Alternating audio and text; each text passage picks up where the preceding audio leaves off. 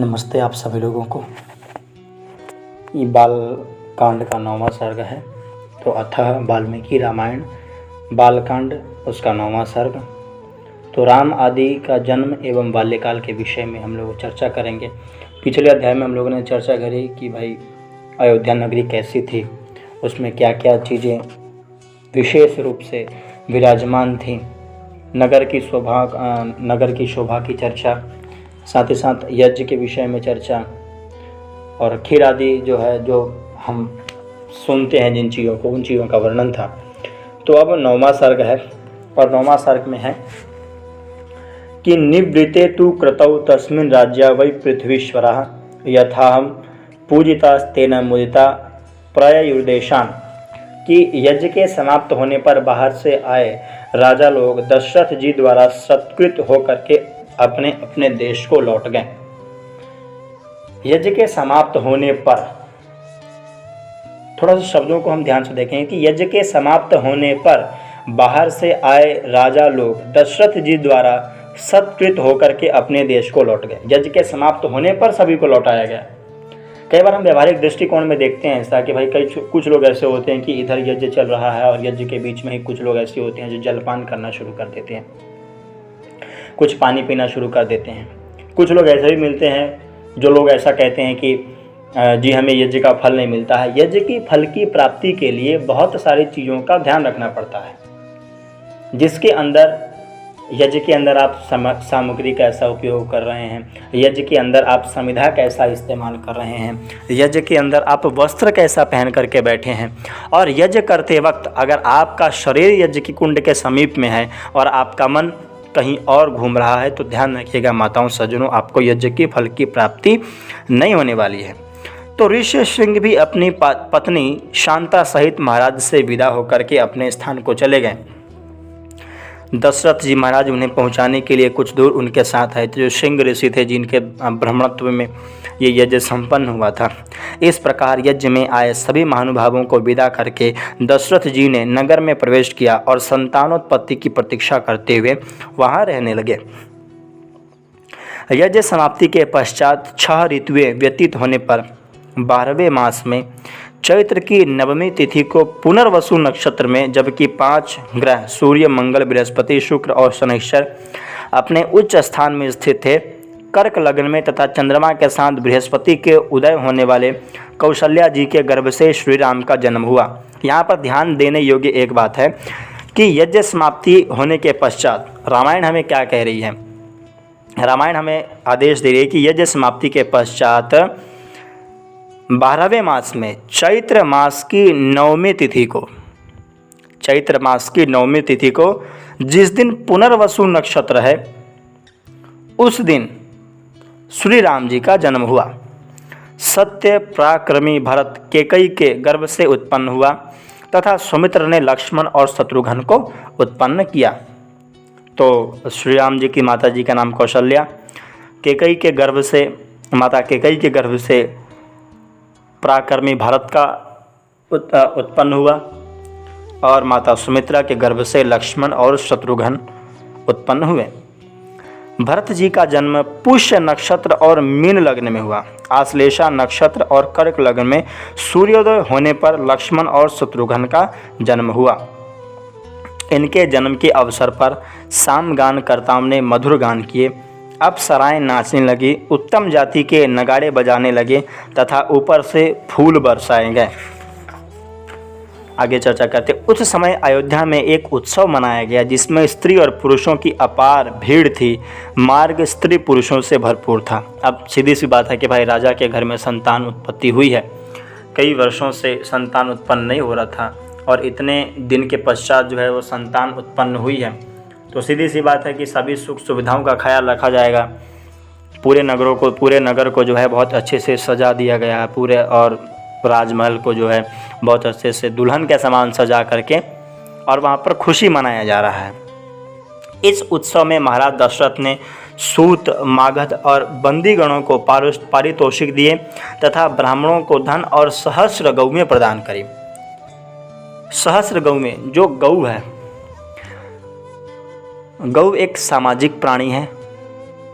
गऊ को रखने के बहुत सारे लाभ हैं जो आप सबको पता है पहले से ही।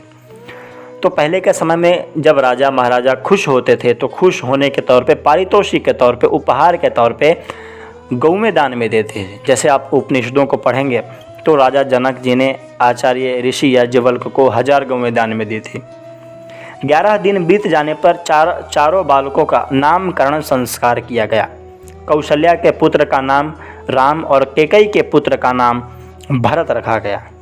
सुमित्रा के पुत्रों का नाम लक्ष्मण और शत्रुघ्न रखा गया। यह नामकरण संस्कार महर्षि वशिष्ठ जी द्वारा संपन्न करवाया गया, जो उनके कुल पुरोहित थे ऋषि वशिष्ठ जी महाराज, उनके द्वारा इस चीज़ को संपन्न करवाया गया। इस दिन महाराज ने ब्राह्मणों और पुरवासियों को भोजन कराया और ब्राह्मणों को बहुमूल्य रत्न प्रदान किए। इन सब बालकों के निष्क्रमण, अन्नप्राशन आदि संस्कार भी महाराज ने यथा समय पर संपन्न करवाया। हमारे वैदिक परंपरा में जो संस्कार चीज़, संस्कार एक शब्द है। संस्कार का मतलब होता है कि उसको संस्कारित करना। संस्कारित मतलब पुनर्निर्माण करना, उसको सुधारने का एक मौका मिलना।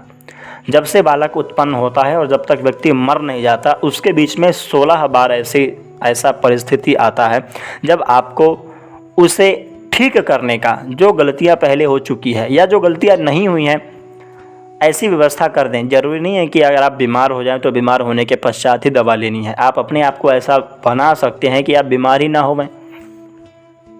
तो इस दिन महाराज ने ब्राह्मणों को, पुरवासियों को, पुरा मतलब जो उस राज्य में जो लोग रहते थे, पूर्व में रहते थे, यानी पूर्व मतलब जो भवन में रहते थे, उनको बहुमूल्य रत्न प्रदान किए। चारों ही राजकुमार वेदों के जानने वाले, शूरवीर, परोपकारी, ज्ञानी और सर्वगुण संपन्न थे। देखिए यहाँ पे जो बताया गया है, हमारे दो ऐसे ग्रंथ हैं, दो ऐसे ग्रंथ हैं, एक रामायण और दूसरा है महाभारत, जिसके अंदर दबा करके मिलावट की गई है। बहुत सारी उसके अंदर जो है गलत चीज़ों को डाला गया है। तो उनमें भी महातेजस्वी और सत्य पराक्रमी श्री राम निर्मल चंद्रमा की भांति सबके प्यारे हैं। शोभा को बढ़ाने वाले लक्ष्मण जी बाल्यकाल से ही लोकहितैषी श्री राम के अति प्रिय हैं। श्री राम के अति प्रिय भाइयों में लक्ष्मण का नाम सर्वोपरि है, जैसा आप जानते हैं। कांति संपन्न लक्ष्मण जी श्री राम को अपने शरीर से भी बढ़कर मानते हैं। वे राम के बहिर्गत दूसरे प्राण ही हैं। तो यहाँ पे रामायण के अंदर महर्षि वाल्मीकि जी हमें समझाना चाह रहे हैं कि लक्ष्मण श्री राम के लिए ठीक उतने ही प्यारे हैं जितने कि उनके प्राण उनके लिए प्यारे हैं। श्री राम को लक्ष्मण के बिना नींद भी नहीं आती है और लक्ष्मण के दिए बिना वे कभी कोई मीठा पदार्थ भी नहीं खाते हैं। जब श्री राम घोड़े पर सवार होकर के शिकार खेलने के लिए जाते तो लक्ष्मण भी धनुष हाथ में लेकर के उनके पीछे पीछे हो लिया करते थे। इसी प्रकार भरत शत्रुघ्न को प्राणों से भी अधिक प्रिय था। जब ये चारों राजकुमार ज्ञान संपन्न, सब गुणों से युक्त, लज्जाशील, कीर्तिमान, सर्व विषयों में निष्णात और दीर्घदर्शी हुए, तब उनके प्रभाव और तेज को देख करके दशरथ ऐसे प्रसन्न हुए जैसे ब्रह्मा जी लोकपालों से प्रसन्न होते हैं। एक दिन महाराज दशरथ अपने उपाध्याय मंत्रियों के साथ कुछ राज संबंधी चर्चा कर रहे थे, तो वे परामर्श कर रहे थे कि इसी बीच में महातेजस्वी महामुनि विश्वामित्र जी वहां पधारे। महाराज के मिलने की अभिलाषा से वे द्वारपाल से बोले कि तुम शीघ्र जाकर के महाराज को सूचना दो कि गाधी पुत्र विश्वामित्र आए हैं। विश्वामित्र जी के पिताजी का नाम ऋषि गाधी था। तो उन्होंने राजभवन में जाकर के विश्वामित्र के आगमन का संवाद महाराजा दशरथ से निवेदन किया। द्वारपालों से विश्वामित्र का आगमन सुनकर के दशरथ जी प्रसन्न हो गए और वशिष्ठ जी को साथ लेकर के विश्वामित्र से मिलने के लिए उसी प्रकार चले जिस प्रकार इंद्र जी ब्रह्मा जी से मिलने जाते हैं। हमारे वैदिक परंपरा के अंदर, सत्य सनातन परंपरा के अंदर जो ब्राह्मण वर्ग के लोग होते हैं, ब्राह्मण वो नहीं जो आजकल जाति से होते हैं कि हम ब्राह्मण हैं, हम पंडित हैं। पंडित वो जाति वाले नहीं, जो कार्य से ब्राह्मण हैं, जो ब्राह्मणत्व का कार्य करते हैं, पठन पाठन का काम करते हैं, पढ़ने, वेद को पढ़ने पढ़ाना, सुनना सुनाना। वेद को पहले पढ़ना है फिर पढ़ाना है। वेद को सुनना है पहले खुद के अंदर लागू करना है। पहले हम आप सुधरे फिर औरों का सुधार करें। हम बदलेंगे तभी जग बदलेगा। अगर हम ना बदले, लोगों को, जग को बदलने चल पड़े, फिर काम उल्टा है। वेद सब सत्य विद्याओं की पुस्तक है। वेद का पढ़ना है, वेद को पहले पढ़ना है फिर पढ़ाना है। वेद को पहले सुनना है, फिर लोगों को सुनाना है। उन्होंने राजभवन में जाकर के विश्वामित्र जी के आगमन का जो संवाद है वो महाराज दशरथ से निवेदन किया। विश्वामित्र ने शास्त्रोक्त विधि से राजा के अर्घ को ग्रहण करके उनका कुशल मंगल पूछा। जब पहले के समय में जब ऋषि महर्षि किसी राजा के द्वार पर आते थे तो उनको अपने महल के अंदर बुला करके लाने के लिए महाराज खुद अपने आसन से उतर करके उस व्यक्ति के पास, उस ब्राह्मण के पास, उस विद्वान व्यक्ति के पास जाते थे और जाकर के उनसे निवेदन करते थे कि हे महाराज, आप हमारे महल के अंदर आए, आपके चरणों की धूल हमारे महल के अंदर आई, ये हमारा अहोभाग्य है। आपको छोटी सी कहानी सुनाता हूँ। एक बार महर्षि चाणक्य महाराज दिन के समय में, ऐसी कथा है, एक दिया लेकर के, एक लालटेन लेकर के घूम रहे थे अपने राज्य के अंदर। तो लोगों ने पूछा, महाराज आप क्या ढूंढ रहे हैं? तो उन्होंने कहा, जी मैं शमशान ढूंढ रहा हूँ। तो लोगों ने कहा कि महाराज शमशान तो इस राज्य के बाहर एक छोटे से कोने में बना हुआ है, आप वहाँ ढूंढ सकते हैं। तो उन्होंने कहा, मैं वो शमशान नहीं ढूंढ रहा हूँ, मैं वो शमशान ढूंढ रहा हूँ जिस घर के अंदर यज्ञ नहीं होता है, जिस घर के अंदर स्वाहा स्वाहा शब्द की उच्चारण नहीं होती है। मैं उस शमशान को ढूंढ रहा हूँ जिसके घर के अंदर ब्राह्मणों के पैर से, उनके पैर पे लगी हुई मिट्टी से जिसका घर पानी का सहारा लेकर के, उसके घर में, जिसके घर में कीचड़ नहीं बनता है, मैं ऐसे घर को ढूंढ रहा हूँ। मैं ऐसे घर को शमशान की संज्ञा देता हूँ। फिर विश्वामित्र जी ने वशिष्ठ जी का कुशल पूछा। तदंतर अन्य महाभाग वामदेव आदि सब ऋषियों ने यथाक्रम कुशल मंगल पूछा। विश्वामित्र जी से सत्कृत होकर के सब प्रसन्न मन महाराज के सभा भवन में गए और यथा उचित आसन पर बैठ गए। तब प्रसन्नचित्त एवं उदार राजा दशरथ महामुनि विश्वामित्र से बोले, क्या बोले कि हे महर्षि, आपके आगमन से मुझे वैसा ही हर्ष हो रहा है जैसे अमृत के मिलने से, सूखी खेती को वर्षा मिलने से और संतानहीन व्यक्ति को संतान मिलने से होती है। ठीक मुझे वैसा ही खुश हो रहा है।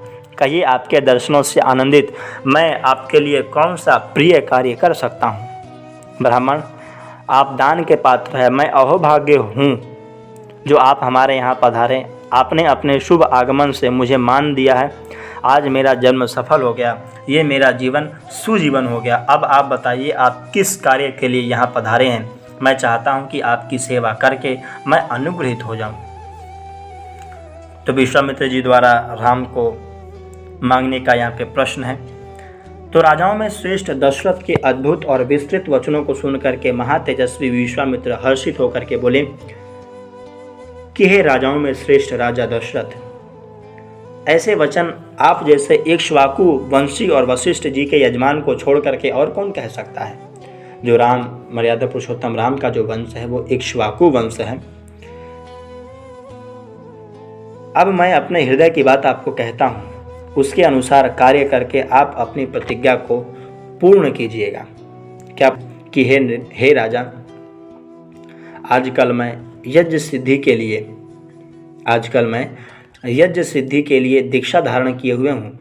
उस यज्ञ में 2 राक्षस विघ्न उपस्थित करते हैं। विश्वामित्र से निवेदन करते हैं कि हे महाराज, आजकल मैं एक यज्ञ कर रहा हूँ जिस यज्ञ के अंदर जो 2 राक्षस हैं वो हमेशा संकट पैदा करते हैं।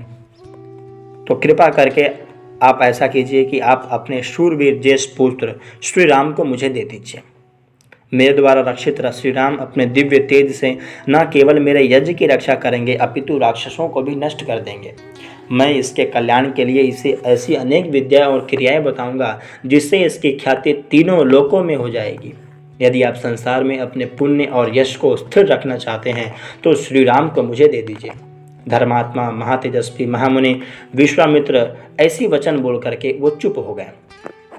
विश्वामित्र के कथन को सुन करके दशरथ थोड़े देर के लिए मूर्छित हो गए।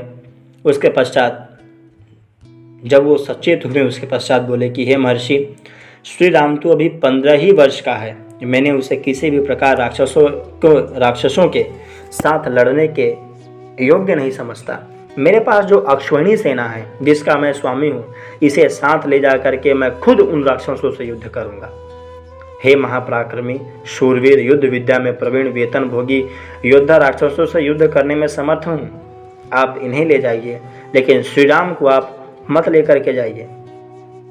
मैं स्वयं धनुष्बाण हाथ में लेकर के युद्ध भूमि में खड़े होकर के जब तक शरीर में प्राण रहेंगे आपके यज्ञ की रक्षा करता हुआ राक्षसों से युद्ध करूंगा।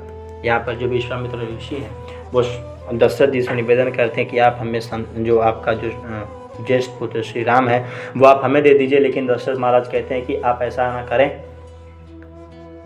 मैं खुद उन राक्षसों से युद्ध करने के लिए अपनी सेना को लेकर के चलता हूँ। जो मेरी बड़ी भारी भरकम सेना है, अश्वनी सेना है, उनको लेकर के मैं युद्ध करने के लिए चलता हूँ। लेकिन कृपया करके श्री राम को आप मुझसे मत मांगिए, मैं स्वयं वहाँ चलता हूँ।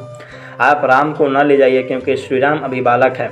वह न तो अनुभवी है और न ही शत्रु के बलाबल को समझ सकता है, न ही युद्ध विद्या में कुशल है। वह राक्षसों से लड़ने के योग्य नहीं है क्योंकि राक्षस कपट युद्ध करने वाले होते हैं। श्री राम के वियोग को मैं क्षण भर भी नहीं सह पाऊंगा। अतः हे मुनिवर, आप श्री राम को मत ले जाइए। यदि आप राम को ही ले जाना चाहते हैं तो मुझे और मेरी चतुरंगिनी सेना में हाथी होते हैं, रथ होता है, घोड़ा होता है और पैदल सेना, तो ऐसी जो सेना है उसको आप मेरे साथ लेकर के, मैं आपके साथ लेकर के चलने के लिए तैयार हूँ, लेकिन आप श्री राम को मत ले जाइए। हे विश्वामित्र, 60 वर्ष की अवस्था में बड़े कष्ट उठा करके मैंने इसे प्राप्त किया है, अतः अब आप राम को न ले जाइए। चारों राजकुमारों में मेरा परम स्नेह राम ही के ऊपर है, वह धर्म प्रधान है और सबसे बड़ा है, तो अतः आप श्री राम को न ले जाइए। हे मुनिश्रेष्ठ, वे राक्षस कितने पराक्रमी हैं, किसके पुत्र हैं, आकार में कैसे हैं, उनके सहायक कौन कौन हैं। इस प्रकार के वचन सुनकर के विश्वामित्र बोले कि हे महर्षि, पुलस्त्य वंश में उत्पन्न रावण नाम का एक राक्षस है और उसी की प्रेरणा से बड़े बलवान 2 राक्षस मारीच और सुबाहु यज्ञ में विघ्न डाला करते हैं। विश्वामित्र के वचन को सुनकर के दशरथ ने कहा कि उस दुरात्मा रावण का सामना तो मैं भी नहीं कर सकता।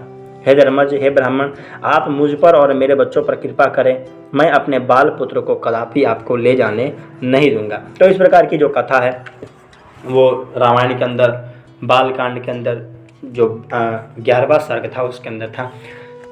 तो आप सभी लोगों का धन्यवाद है, आप सभी ने बड़े ध्यान से सुना है।